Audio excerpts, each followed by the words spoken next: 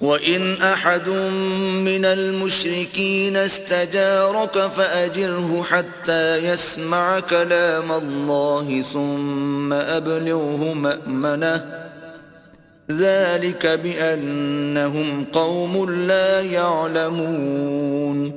اور اگر کوئی مشرک تم سے پناہ کا خواستگار ہو تو اس کو پناہ دو یہاں تک کہ کلام خدا سننے لگے، پھر اس کو امن کی جگہ واپس پہنچا دو، اس لیے کہ یہ بے خبر لوگ ہیں۔ كيف يكون للمشركين عهد عند الله وعند رسوله إلا الذين عاهدتم عند المسجد الحرام فما استقاموا لكم فاستقيموا لهم إن الله يحب المتقين۔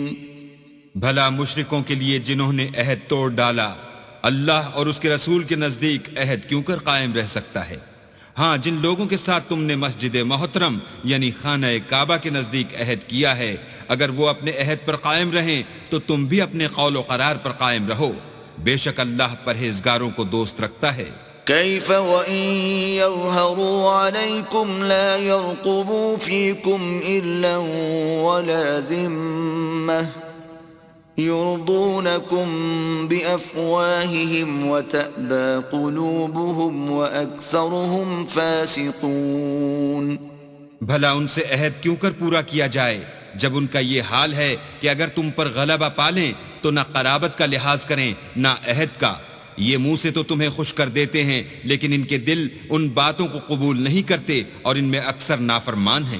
اشتروا بآيات الله ثمنا قليلا فصدوا عن سبيله إنهم ساء ما كانوا يعملون۔ یہ اللہ کی آیتوں کے عوض تھوڑا سا فائدہ حاصل کرتے اور لوگوں کو اللہ کے رستے سے روکتے ہیں، کچھ شک نہیں کہ جو کام یہ کرتے ہیں برے ہیں۔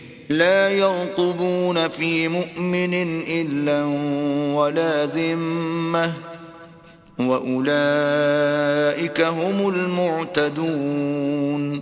یہ لوگ کسی مومن کے حق میں نہ تو رشتہ داری کا پاس کرتے ہیں نہ عہد کا، اور یہ حد سے تجاوز کرنے والے ہیں۔